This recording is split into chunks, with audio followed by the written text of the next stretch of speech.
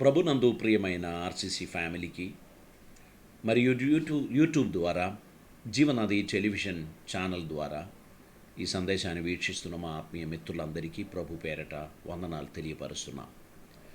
కొన్ని మాసాలుగా మనం పేతురు గ్రంథాన్ని పఠనం చేసుకుంటూ వస్తున్నాము. అపోస్తలుడైన పేతురు సార్వత్రిక సంఘానికి రాసినటువంటి మొదటి పత్రిక 4వ అధ్యాయం 6వ వచనాన్ని గత 2 రోజులుగా మనం ధ్యానం చేస్తున్నాము.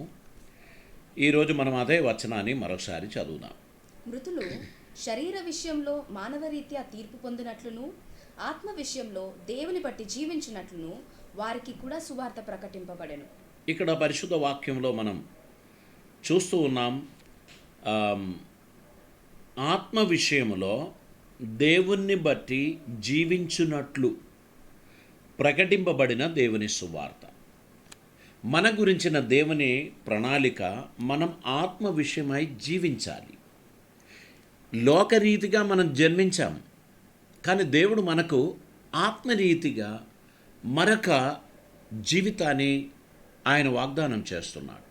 దానికోసం మనం చేయవలసింది ఏం లేదు, మన మనస్సును మార్చుకోవడం, మన తలంపులను మార్చుకోవడం, మన జీవిత శైలిని మార్చుకోవడం, దేవుని స్వభావాన్ని అడాప్ట్ చేయడం. దానికోసం కాంక్షించుచున్న తన ప్రజలకు, ఆశించుచున్నటువంటి వారికి దేవుడు మృదువైన మెత్తనైన ఆ హృదయాన్ని దేవుడు కలగజేస్తాడు. దేవుని వాక్యంలో చెప్పబడినట్లు ఒక నూతన జన్మ స్పిరిచువలీ దేవుడు మనకు అనుగ్రహిస్తున్నారు. దానికోసం 1-2 వచనాలు మనం చదువుదామండి. ఎసెకేల్ ప్రవచనం 36వ అధ్యాయం దాని 26వ వచనములో ఇశ్రాయేలీయులకు దేవుడు వాగ్దానం చేసినటువంటి ఒక నూతన అనుభవం గురించిన ప్రవచనాన్ని మనం చూస్తాం. నూతన హృదయం మీకు ఇచ్చెదను, నూతన హృదయమును నీకు ఇచ్చెదను, నూతన స్వభావం మీకు కలుగచేసెదను, నూతన స్వభావమును నీకు కలుగజేసెదను, రాతి గుండె మీలో నుండి రాతి గుండె మీలో నుండి తీసివేసి మాంసపు గుండెను మీకు ఇచ్చెదను, మాంసపు గుండెను మీకు ఇస్తాను. ఇక్కడ ట్రాన్స్ప్లాంటేషన్ ఏం జరుగుతలేదు, గుండె మార్పిడి జరుగుతలేదు, కానీ స్వభావములో మార్పిడి జరుగుతుంది. భయంకరమైన ముక్కోపి ఇంత సౌమ్యుడుగా ఎట్లా మారాడు, అసలు ఈయనకేమైంది, ఎవరేమైనా చేశారా అని కొందరు ఆశ్చర్యపోతూ ఉంటారు. మనుషులు వారి యొక్క స్వభావములో మార్పు ఎలా కలుగజేస్తుందంటే, దేవుడు వాగ్దానం చేశాడు, నేను వారికి రాతి గుండెను తీసివేసి మాంసపు గుండెనిస్తాను. గనుక దేవుని వాక్యం ద్వారా ఒక మనిషికి కలిగేది ఇదేనండి, స్వార్థం తొలగిపోతుంది. ఆ వ్యక్తిలోనికి తన్ను వలె తన పొరుగువాన్ని ప్రేమించాలనేటువంటి ఒక దయారసం కలిగిన మనసు వస్తుంది. అతని మాటల తీరు మారుతుంది, అతని తలంపులు మారుతుంది. ఏదైనా నాకే కావాలి, ఏదైనా నాకే కావాలి అని అనుకున్న వాళ్ళు పంచిపెట్టడం మొదలు పెడతారు. ఇవన్నీ కూడా దేవుని వలన అనుగ్రహింపబడినటువంటి ఒక నూతనమైన భావం. ఈ ఆత్మీయ జీవితంలో ఇది దేవుని వలన మనకు దయచేయబడినటువంటిదే. దానికి మనం చేయాల్సింది ఒకటే, అదేంటంటే హృదయపూర్వకం మనం దాని కొరకు ఆశించాలి. మనం ఆశించినట్లయితే దేవుడు దాన్ని మనకు అనుగ్రహిస్తారు. ఇక్కడ అంటున్నారు, నేను వారి రాతి గుండెను తీసేసి వారికి మాంసపు గుండెనిస్తా. ఈ రాతి గుండెకున్న ప్రత్యేకత ఏంటండి, ఎదుట నిలబడి ఏడ్చేవాడిని చూచి నవ్వుతూ ఉంటాడు. అంటే ఆ సహాయం అడిగి వచ్చిన వ్యక్తిని ఎగతాళి చేసి పంపిస్తారు. అది రాతి గుండె కలిగిన వాని ప్రత్యేకత. మాంసపు గుండె కలిగిన వారికి ఎట్లా ఉంటుందంటే, అయ్యో ఏమైంది, ఏంటి నీ ప్రాబ్లం, ఎందుకు ఇలా అయింది అని పరామర్శించాలని అనిపిస్తుంది. ఒకడు ఏదైనా తన మనసులో ఉన్న బాధలు తెలియపరిచి వినాలని అనిపిస్తుంది. రాతి గుండె గలవారు ఎవరి మాటలు వినరు, వారు చెప్పింది వినకుండా వెళ్ళిపోవాలి, కానీ వారు ఇంకొకరి మాట విని మనసు మార్చుకోవడం అనేటువంటిది ఏం జరగదు. ఇక్కడ దేవుడు అంటున్నాడు, చివరి దినాలలో నేను ప్రజలకు ఇటువంటి కార్యాలు చేస్తాను. మనం పరిశుద్ధ వాక్యంలో మనం చూసినట్లయితే యోహాను సువార్త 1వ అధ్యాయం దాని 12వ వచనం మనం చదువుదామండి. తన్ను ఎందరు అంగీకరించిరో వారికందరికి, అనగా తన నామమునందు విశ్వాసం ఉంచిన వారికి దేవుని పిల్లలగుటకు ఆయన అధికారం అనుగ్రహించారు. తన్ను ఎందరూ అంగీకరించిరో అనగా తన నామమందు విశ్వాసముంచిరో వారికి అందరికీ దేవుని పిల్లలగుటకు దేవుడు అధికారం ఇచ్చాడు. ఇక్కడ మనము ఎవ్వరి రికమెండేషన్ అవసరం లేదు, ఎవ్వరి ప్రోత్సాహనం అవసరం లేదు.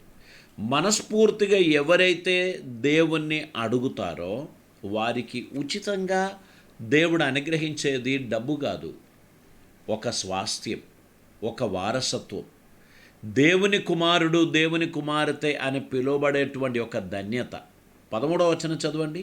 వారు దేవుని వలన పుట్టిన వారే గాని రక్తం వలనైనను శరీరేచ్ఛల వలనైనను మనుష్యేచ్ఛల వలనైనను పుట్టిన వారు కారు. ఈ వారు ఎవరు? దేవుని వలన పుట్టినవారు. ఆల్రెడీ మనుషుల ద్వారా పుట్టారు. కానీ ఇప్పుడు దేవా నీ కృప కావాలని నేను కోరుచున్నాను, నీ సహాయం కావాలని నేను కోరుచున్నాను అని అడిగిన వారికి ఒక నూతనమైన గుండె ఇస్తున్నాడు, మాంసపు గుండె ఇస్తున్నారు. వారు మనుషుల వలన పుట్టిన వారు కాదు అంటున్నారు, దేవుని వలన ఒక నూతన జన్మ. దీన్ని మీకు అర్థం కావాలంటే యేసు ప్రభు నికోదేము అనేటువంటి వారిద్దరి మధ్యలో జరిగిన సంభాషణ యోహాను సువార్త 3వ అధ్యాయం 3వ వచనంలో మనకు కనిపిస్తుంది. అందుకు యేసు అతనితో, ఒకడు క్రొత్తగా జన్మిస్తేనే గాని అతడు దేవుని రాజ్యము చూడలేడు. ఈ భూమి మీద జన్మించిన ప్రతి ఒక్కరు కూడా కొత్తగా జన్మించాల్సిన అవసరత ఉంది. ఇంకా అందుకు నికోదేము ముసలివాడైన మనుషుడు ఎలాగ జన్మింపగలడు? ముసలివాడైన మనుషులు మరలా ఎలా జన్మించగలడు? రెండవ మారు తల్లి గర్భమందు ప్రవేశించి జన్మింపగలడా అని అడుగుతున్నారు.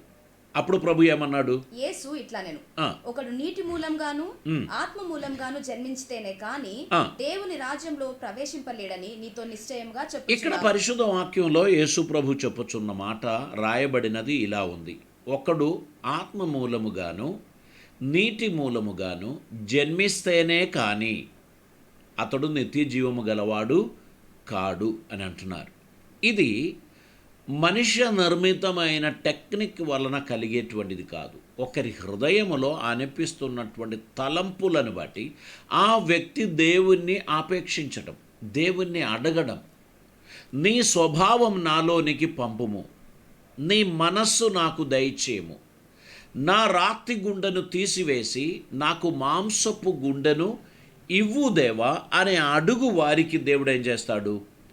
వారికి దేవుడు నూతనమైన ఒక జన్మ ఇస్తాడు.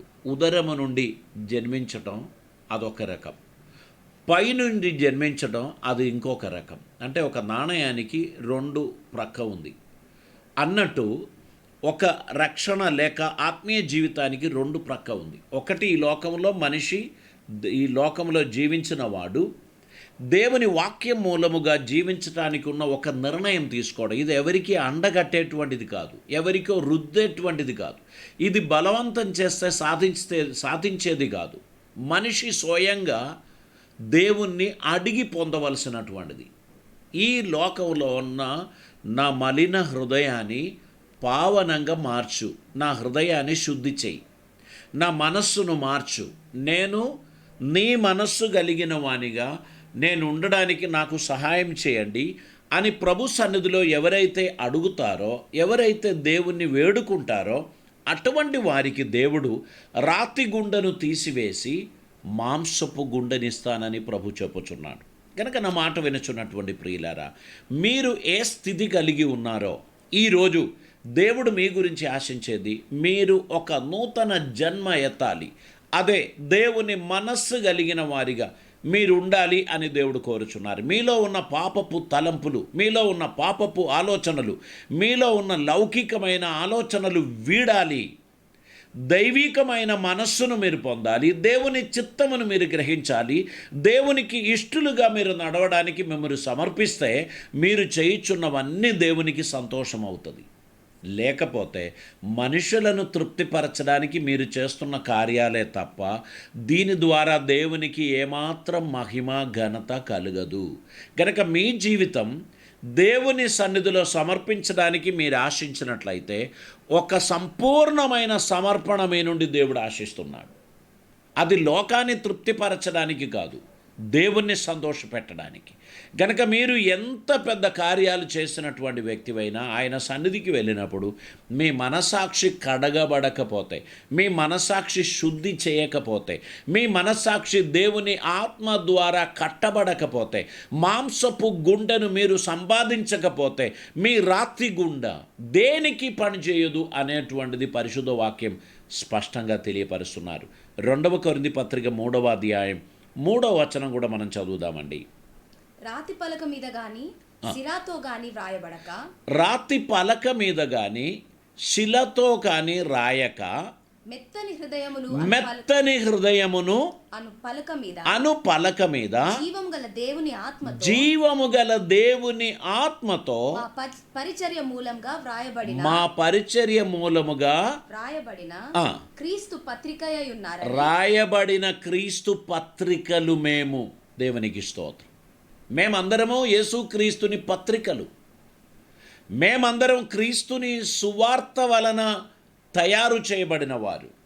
మేము మా పరిచర్య ప్రభువునకు మహిమ కలిగించటానికి ప్రభు మాకు అప్పగించినటువంటిది అని అపోస్తలుడైన పౌలు కొరింథీ విశ్వాసులకి మాట తెలియపరుస్తున్నారు. 2 కొరింథీ పత్రిక 5వ అధ్యాయం 17వ వచనాన్ని చదువుదామండి. కాగా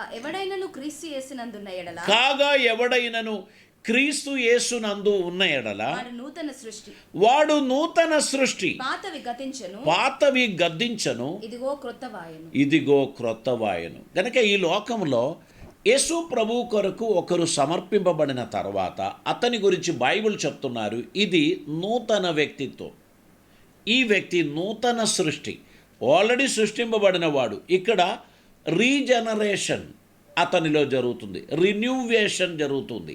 మన జీవితంలో ఒక నూతన పరచ అనుభవం. మనం పాత ఇల్లు కట్టాం, 40 సంవత్సరాలు అయింది. ఇప్పుడు అన్ని పక్కపక్కన పెద్ద పెద్ద బిల్డింగ్స్, కొత్త బిల్డింగ్స్ వచ్చినాయి. ఈ ఫ్రంట్ ఎలివేషన్ కొంచెం చేంజ్ చేస్తే బాగుంటుందని మనకు అనిపించింది. మనం ఏం చేసామంటే రినోవేషన్ చేస్తాం. ఆ రినోవేషన్లో ఆ ఫ్రంట్ అపియరెన్స్ టోటలీ చేంజ్ అయిపోయింది. ఆ ఇల్లు ఒక కొత్త ఇల్లులాగా అవతల యువతల ఉన్న ఇంటికి సమానంగా ఇది తయారు చేయబడుతుంది. కానీ ఇక్కడ చెప్పబడుచున్నటువంటి వాక్యంలో చెప్పుచున్న నూతనత్వం అనేది పైన చూపించుచున్నటువంటి ఒక షాపుట్టపు కాదు. ఈ వ్యక్తి ఆంతర్యములో జరుగుచున్నటువంటి రూపాంతరం. ఈ వ్యక్తి మనస్తత్వం చేంజ్ అయింది. ఇదివరకు స్వార్థపరుడై ఉండే, ఇదివరకు స్వలాభం చూసుకునేవాడై ఉండే, ఇప్పుడు ఆ వ్యక్తిత్వం టోటలీ చేంజ్ అయ్యిండు. కష్టపడుచున్న వాడిని చూడనట్టు వెళ్ళేవాడు. ఇప్పుడు అలా కాదు.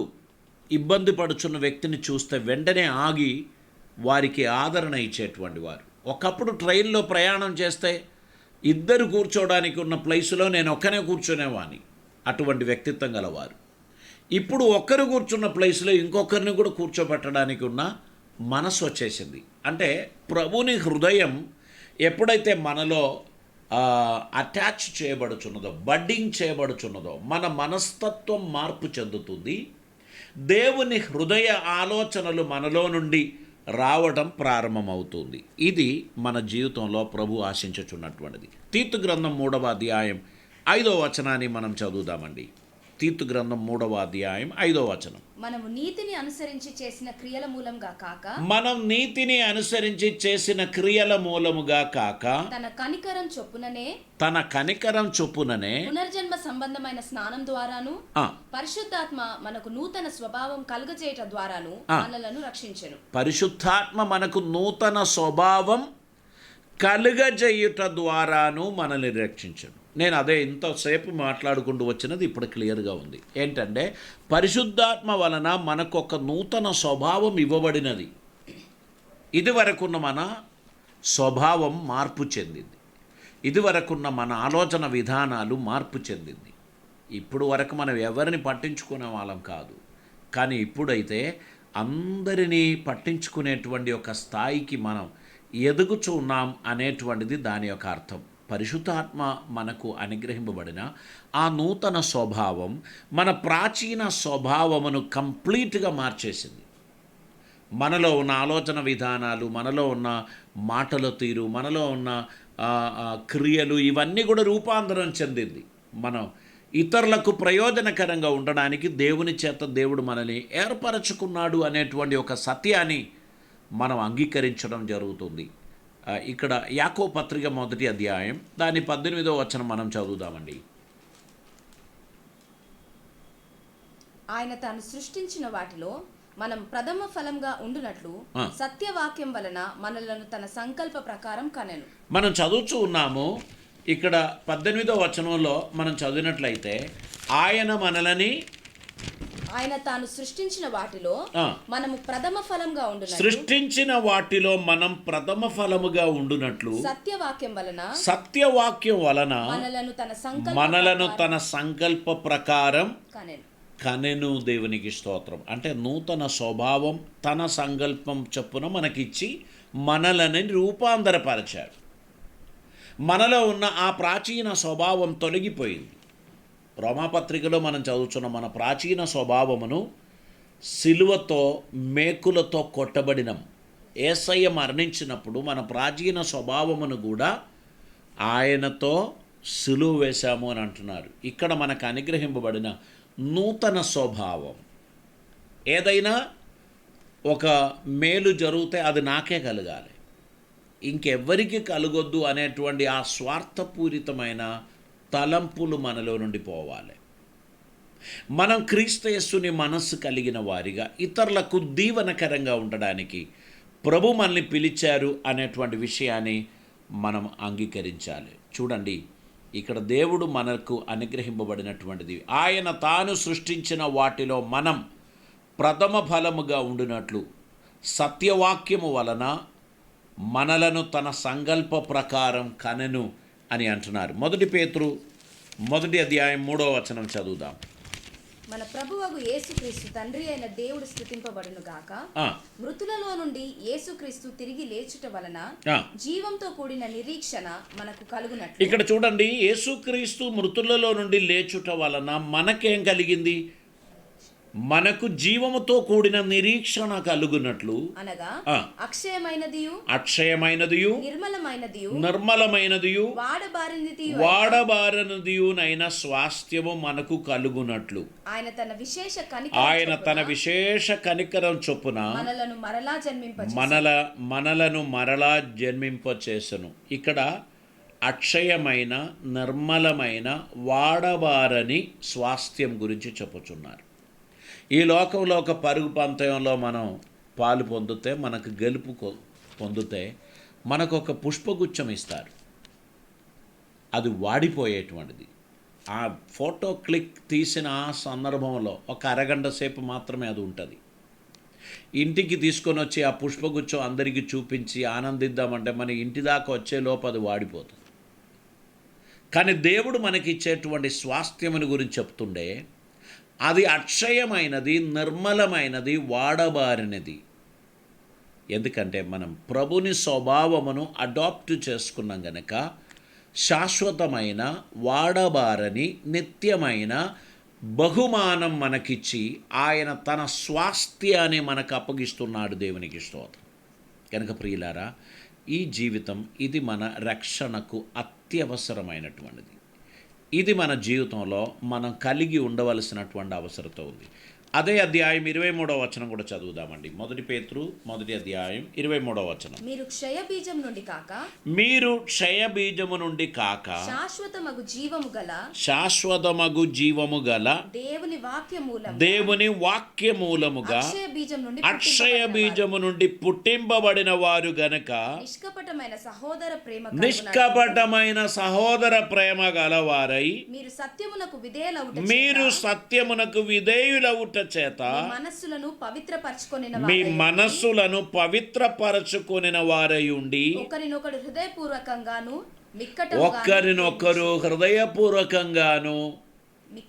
మిక్కటముగాను ప్రేమించుడి. దేవునికి స్తోత్రం. లోపం లేని ప్రేమ చూపించండి అంటున్నారు. నిష్కపటమైన ప్రేమ. మనం కపటమైన ప్రేమ మనకు తెలుసు. చక్కగా నవ్వుతాము, లోపల కొరుకుతాము. పొగడు మాటలు చెప్పి అభినందిస్తాం, లోపల దానికి విరుద్ధమైన తలంపులు, ఆలోచనలు మనకు ఉండడం. ప్రభు చెప్తున్నారు, మీరు ప్రేమిస్తే నిష్కపటమైన ప్రేమ కలిగి ఉండండి. మిక్కటమైన ప్రేమ అంటే ఇంకా అందులో ఏమీ గ్యాప్ లేదు, వాక్యం లేదు. అది కంప్లీట్గా నింపబడినటువంటిది. అందులో వాక్యం ఏమాత్రం లేదు. వాక్యం కాదు, వాక్యం. మనము ప్రేమకు శూన్య స్థలం ఏమీ ఉండకూడదు. అది కంప్లీట్గా పరిపూర్ణమైనదిగా ఉండడానికి మనం మనల్ని సమర్పించాల్సినటువంటి అవసరత ఉంది. ప్రియులరా, దేవుని వాక్యం చేత మనం పిలువబడిన వారం, కడగబడిన వారం, కట్టబడిన వారం, తయారు చేయబడిన వారం.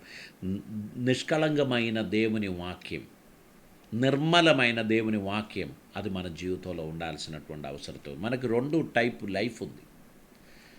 మెకానికల్ ఒకటి, రియల్ ఒకటి. మెకానికల్ లైఫ్లో మనం ఏ డ్రామాలైనా చేస్తాం. అంటే ఎవరినైనా పొగడాలా మనం పొగడతాం, ఎవరినైనా కూనీ చేయాలా మనం చేస్తాం. కానీ రియల్ లైఫ్ అనేది మార్పు చెందదు. అది మన ఒరిజినాలిటీ. ఆ ఒరిజినాలిటీ ఎవరికి తెలుసు? దేవునికి తెలుసు. మనం చేసే వేషాలన్నీ ఎవరికి తెలుసు? మనుషులకు తెలుసు. మన గురించి చాలా బాగా చెప్తారు. అబ్బా, ఆ అమ్మాయి చాలా మంచిది, ఆ అబ్బాయి చాలా మంచోడు. నిజంగా లోపలంతా కుళ్ళు కుయుక్తులు ఉన్నటువంటి వ్యక్తిని గురించి అట్లా అంటారు. మనం మన జీవితాన్ని దేవునికి ప్రీతికరమైనదిగా సమర్పించకపోతే ఏం జరుగుతుందో తెలుసా? ఈ రియల్కు డూప్లికేట్కు మధ్యలో ఉన్న ఈ స్విచ్చింగ్ ఓవర్లో ఎక్కడో ఒక్క దగ్గర మిస్టేక్ జరుగుతుంది. అప్పుడు మన బండారం బయటపడుతుంది. కనుక మనం లోపల బయట ఒకే రకంగా ఉండడం అది దేవునికి ఇష్టం. కాస్త మన ఫ్రెండ్స్ కొంచెం మనల్ని అపార్థం చేసుకోవచ్చు, కానీ కొన్ని రోజుల తర్వాత హీ ఈజ్ రియల్, ఆయన యథార్థవంతుడు అని మన గురించి చెప్పేటువంటి ఒక స్టేజ్ వస్తుంది. మనుషులందరూ అపార్థం చేసుకున్నది శాశ్వతం కాదండి, అది కొంతకాలం వరకే. చెప్పుడు మాటలకు మనం అపార్థం చేసుకుంటాం, ఏదో చూచిన వాటికి మనం అపార్థం చేసుకుంటాం. కానీ రియల్ అనేది అది ఎల్లప్పుడూ ఉంటుంది ఒక వ్యక్తిలో. మన జీవితం గురించి దేవుడు ఆశించేది అదే. మనుషులను సంతోషపెట్టు వారిగా మీరు ప్రయత్నం చేయకూడదు. మీరు దేవుని సంతోషపెట్టు వారిగానే మీరు ఉండాలి. మీ జీవితం శాశ్వతంగా రూపాంతరం చెందినదిగా ఉండాలి. మీరు దేవుని వాక్యం చేత కట్టబడిన వారిగా ఉండాలి. దేవుని వాక్యంలో మనం ఇంకా చదివినట్లయితే 1 యోహాను పత్రిక దాని 2వ అధ్యాయం 29వ వచనం మనం చదువుదామండి. 1 యోహాను పత్రిక 2వ అధ్యాయం 29వ వచనం. ఆయన నీతిమంతుడని మీరు ఎరిగి ఉన్న ఎడల నీతిని జరిగించు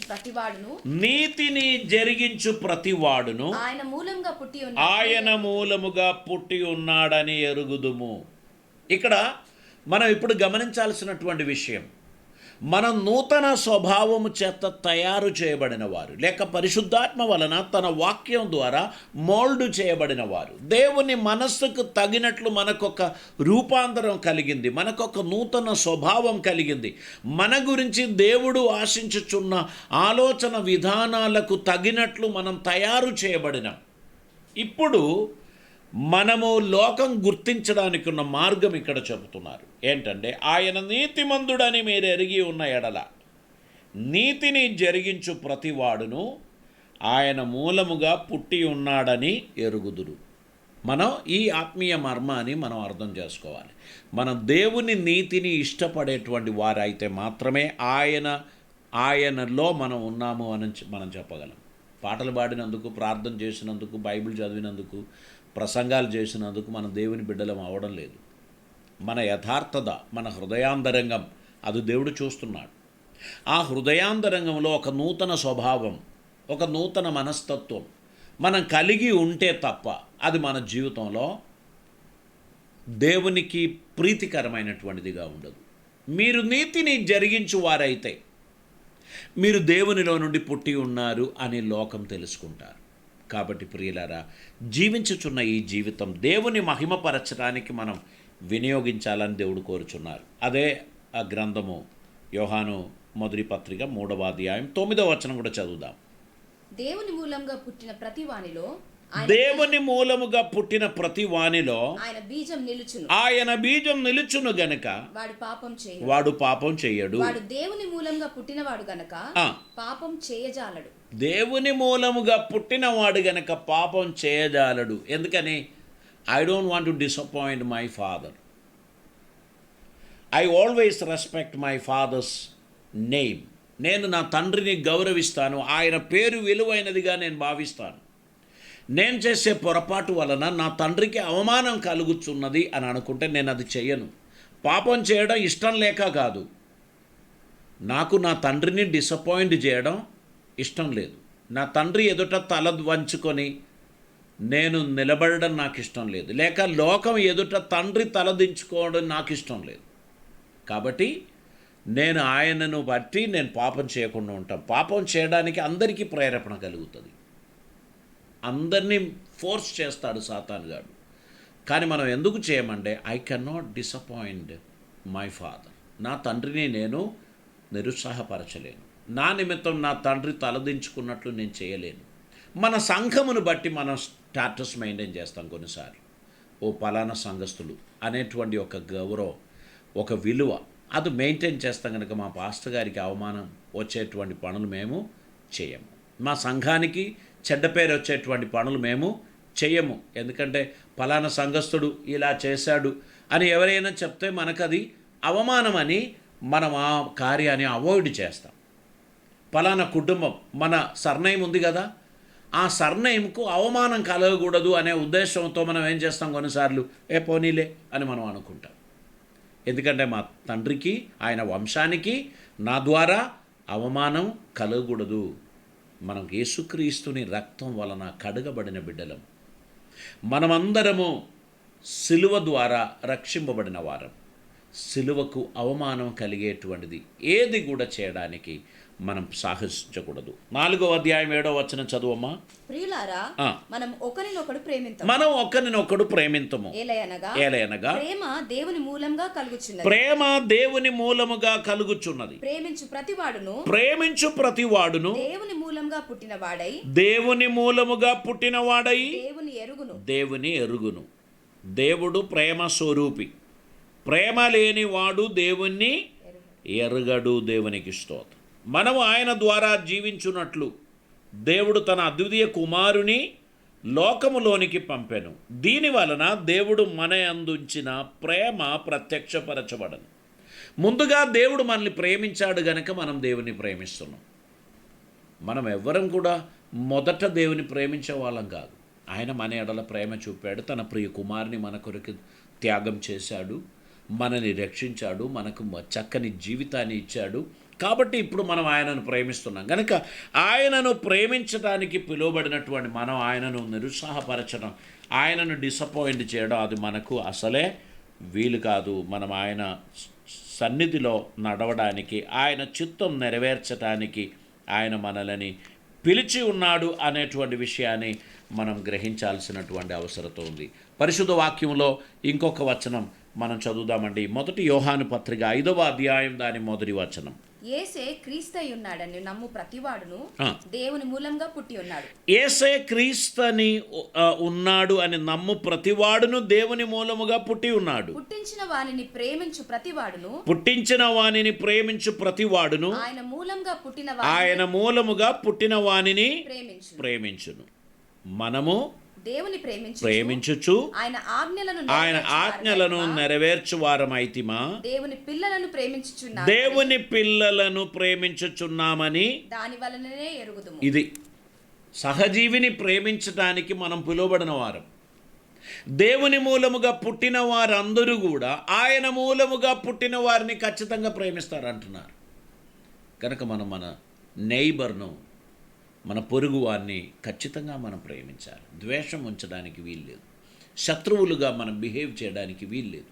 అందుకే ప్రభు చెప్పాడు, మీ శత్రువుకి ఆకలి అవుతుందా భోజనం పెట్టండి, దాహం ఏర్పడుతుందా నీళ్ళు ఇవ్వండి. అంటే మీరు చిరకాలం శత్రువులుగా ఉండడానికి ప్రయత్నం చేయకండి.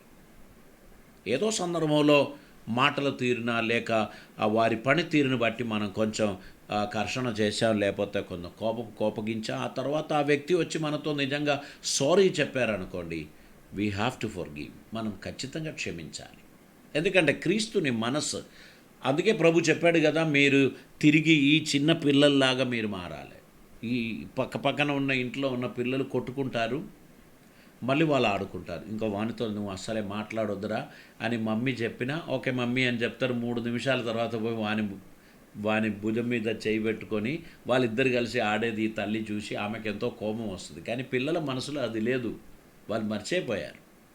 మనం కూడా క్రీస్తులో నుండి పుట్టిన వారం గనక కోపతాపాలు పెట్టుకొని ఉండకూడదు. చిరకాలం ఎవరితో కూడా అసహ్యం పట్టుకోకూడదు. ఆ వ్యక్తికి మారు మనసు వచ్చిందా, ప్రైజ్ ది లార్డ్, మనం ఖచ్చితంగా క్షమించాల్సిందే, ప్రేమించాల్సిందే. ఇక్కడ దేవుని వాక్యం మనకు అంటున్నారు, ఒక నూతన స్వభావం మనం ఈ లాక్డౌన్లో పొందుకోవాలి. మన ఆ ప్రాచీన స్వభావాన్ని కంప్లీట్గా మనం తీసివేయాలి. ఒక నూతనత్వం మనలో రావాలి. ఒక మాంసపు గుండె మనం సంపాదించాలి.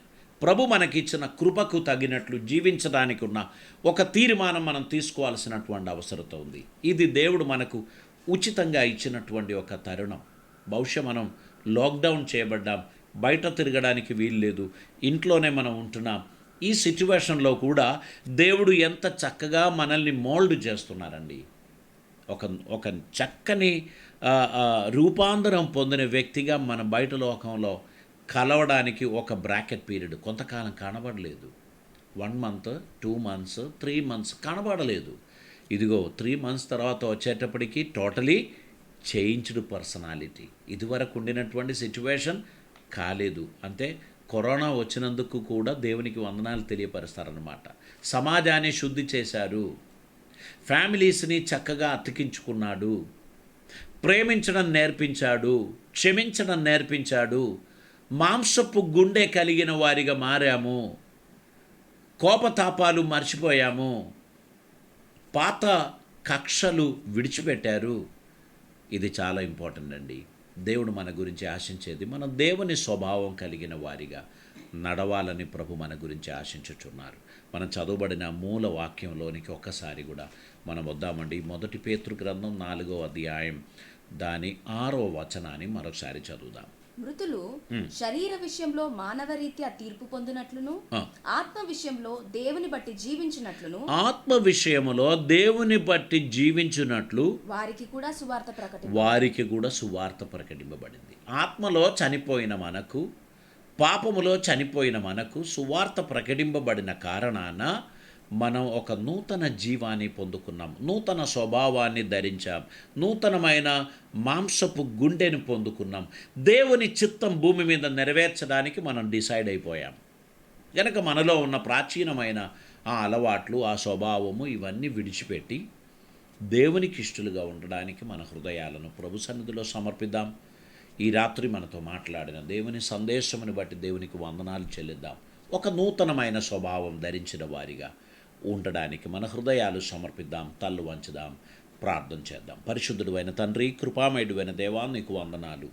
ఈరోజు మాకు అనుగ్రహించిన నీ అద్భుతమైన మాటలను బట్టి స్తోత్రం తండ్రి. మాలో ఒక రాతి గుండెను తీసివేసి మాంసపు గుండెనిస్తానని నువ్వు చెప్పిన మాట మా జీవితంలో అక్షరాల నెరవేర్చుచున్నందుకు స్తోత్రం తండ్రి. మా కోపతాపాలను విడిచిపెట్టి నిర్మలమైన మనస్సు కలిగి అందరినీ ప్రేమించే హృదయం మాకు ఇస్తున్నందుకు నీకు స్తోత్రం. నీ చిత్తం మా జీవితంలో నెరవేర్చమని, నీ సాక్షిగా మమ్మల్ని నిలబెట్టుమని, నీకు ప్రియమైన బిడ్డలుగా మేము వాడబడినట్లు మమ్మల్ని మీరు వాడుకొనమని, నీ కృపా సమాధానములు సమృద్ధిగా మాకు దయచేయమని, మీ సన్నిధానంలో నమ్మదగిన బిడ్డలుగా నిన్ను వెంబడించే ధన్యత మాకు దయచేయమని, మా సమాజంలో నీ ప్రతినిధులుగా, నీ సాక్షులుగా మేము జీవించే ధన్యత మాకు దయచేయమని ప్రభువా, నూతనమైన దినములను, నూతనమైన మనస్సును కలిగిన వారిగా నీ సన్నిధిలో ప్రతిరోజు అడుగు పెట్టడానికి సహాయం చేయమని, కృపలతో నింపమని, ఈ సమయంలో ప్రపంచవ్యాప్తంగా కరోనా వైరస్ నిమిత్తం అలకల్లోలములో ఉన్నటువంటి కుటుంబాలకు ఓదార్పు కలుగచేయమని, నెమ్మది కలుగచేయమని, రోగగ్రస్తులందరినీ స్వస్థపరచమని, వారికి వైద్య సహాయం చేస్తున్న నర్సెస్ను, డాక్టర్స్ను ఆశీర్వదించమని ప్రార్థిస్తున్నాను తండ్రి. ప్రభుత్వాలు పట్టుదలతో వీటిని అరికట్టడానికి సహాయం చేయండి. శాస్త్రవేత్తలకు జ్ఞానం ఇచ్చి ప్రభువా, చక్కని యాంటీడోట్స్ వారు బయటికి తీసుకురావడానికి సహాయం చేయండి. ఈ సమస్య నుండి ప్రపంచం విడుదల పొంది ప్రశాంతత కలిగి జీవించడానికి మీ కృపాన్ని గ్రహించమని ప్రార్థిస్తున్నాం. మమ్మల్ని మీ సన్నిధిలో అప్పగిస్తున్నాం, కృపలతో నింపమని యేసయ్య పవిత్ర నామమున అడిగి ప్రార్థిస్తూ ఉంటున్నాం పరమ తండ్రి, ఆమేన్. ఈ సందేశం మీ జీవితంలో ప్రయోజనకరమైందని నేను నమ్ముచున్నాను. మీ విలువైన సలహాలు, మీ ప్రార్థన అవసరతలు మాకు తెలియపరచండి. మీ కమెంట్స్ ఏదైతే ఉంటుందో కమెంట్ బాక్స్లో మీరు వేయవలసిందిగా మనవి చేస్తున్నాం. నూతనమైన ఆ సందేశములతో ప్రతిరోజు మేము మీ దగ్గరికి వస్తున్నాం కనుక మీ అభిప్రాయములు వినడం మాకు చాలా ఇష్టం. మీరు ఎక్కడి నుంచి వాచ్ చేస్తున్నారు? మీరు ఎంతవరకు ఈ సందేశం మీ జీవితంలో ప్రయోజనకరమైంది అని మాకు తెలియపరచండి. మీ ఊరి పేరు కొట్టండి, తర్వాత మీకు ఇది ప్రయోజనం అవుతుందా అనేటువంటి విషయాలు తెలియపరచండి. ఇంకెక్కువగా సమయం ప్రభు దగ్గర గడిపి ప్రార్థనతో మీ కొరకు నూతన సందేశం సిద్ధపరచి మీ ముందుకు రావడానికి ప్రభు సహాయం చేయనుగాక. మా ఫోన్ నంబర్ స్క్రీన్లో ఉంది, మా అకౌంట్ డీటెయిల్స్ స్క్రీన్లో ఉంది. మీకు తెలుసు, 8 వారాలుగా మందిరములు నడుస్తలేదు, ఆరాధనలు జరుగుతలేదు. అనేక మందికి మనం సహాయపడుచున్నాం కనుక మీ అర్పణలు దేవునికి చెందవలసిన దాన్ని జేబులో పెట్టుకోకండి. అది ఖచ్చితంగా ప్రభు పరిచర్య కొరకు అప్పగించండి. ఆన్లైన్ డీటెయిల్స్ ఉంటుంది. ప్రభు ప్రేరేపిస్తే మీరు కూడా మాతో చేయగలపవలసిందిగా మనవి చేస్తున్నాం. దేవుడు అందరినీ ధారాళంగా ఆశీర్వదించిన గాక. God bless you.